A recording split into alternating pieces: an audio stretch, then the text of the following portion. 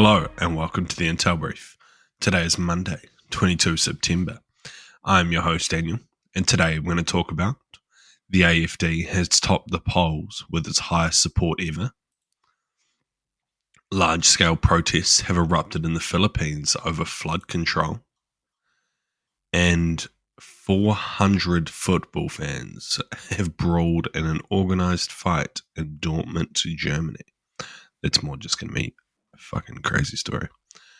So firstly, if federal elections were held in Germany today, the far-right populist AfD party would emerge as the largest party according to a new opinion poll released on Sunday.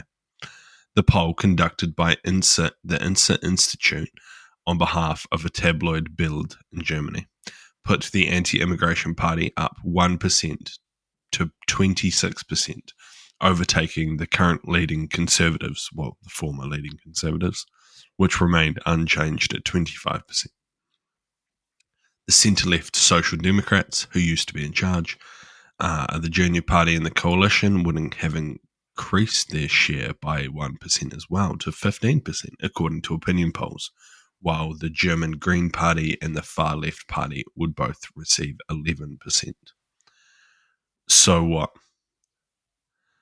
It's not surprising and pretty interesting. While German elections aren't soon, I don't think they're for like 3 years at this point. It is showing how support for the AfD is growing significantly in Germany, not just in like large-scale elections, but also local elections. With there's the possibility of an AfD mayor being elected soon, according to another article that I was reading earlier. So yeah. And this kind of comes down to something that I keep banging on about, and I'm sorry if you listen a lot and you've heard me talk about this multiple times, but basically, if the current German government cannot fix cost of living, housing prices, and immigration to a significant standard that people are happy about, the chances of the AfD winning the next election are just going to keep increasing. To a point where it's possible they might rule alone, which would be quite scary for Germany, as they are similar to New Zealand and they have lots of coalition governments, as they're a multi-party state, which I think is good, but also can slow down your political system. There's good and bad to both systems, so yeah. And next, thousands of people in the Philippines have taken to the streets on Sunday to protest alleged corruption over bogus or substandard flood control protection. Organisers estimated that around 130,000 people were in the capital of Manila alone, where protesters gathered at a park and a People Power monument, which commemorates a mass uprising that ousted the father of President Ferdinand Marcos Jr. in 1986.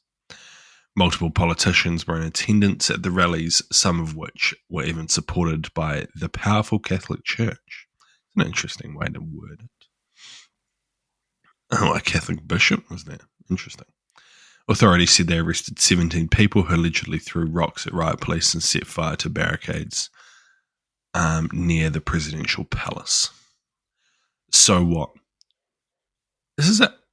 It seems to be a large movement of anti-corruption protests going on around the world, which kind of makes sense. Some countries are very corrupt, and I'm guessing the Philippines is probably up there in one of them. But the ability for like large-scale populist protests to kick off is increasing. Why that is, because you can't really put it down to social media, right?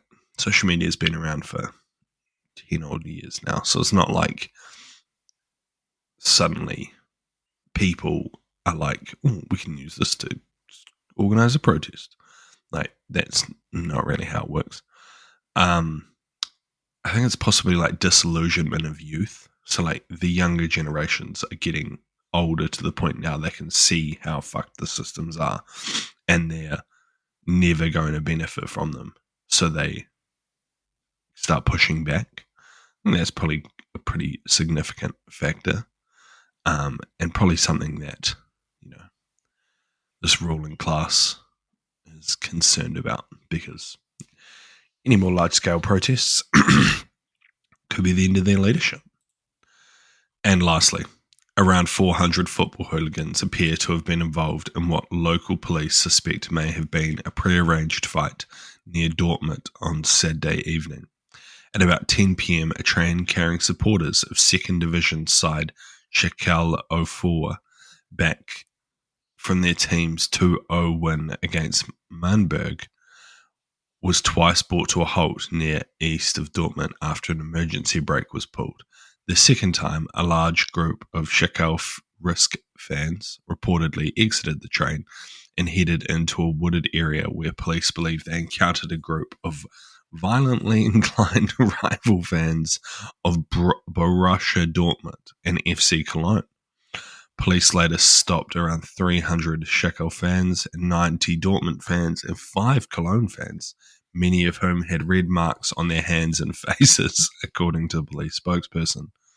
Officers also reportedly found a mix of MMA gloves, boxing hand wraps, gum shields, and balaclavas in the area, and have charged some of those involved with a breach of the peace, grievous bodily harm, and interference with rail traffic.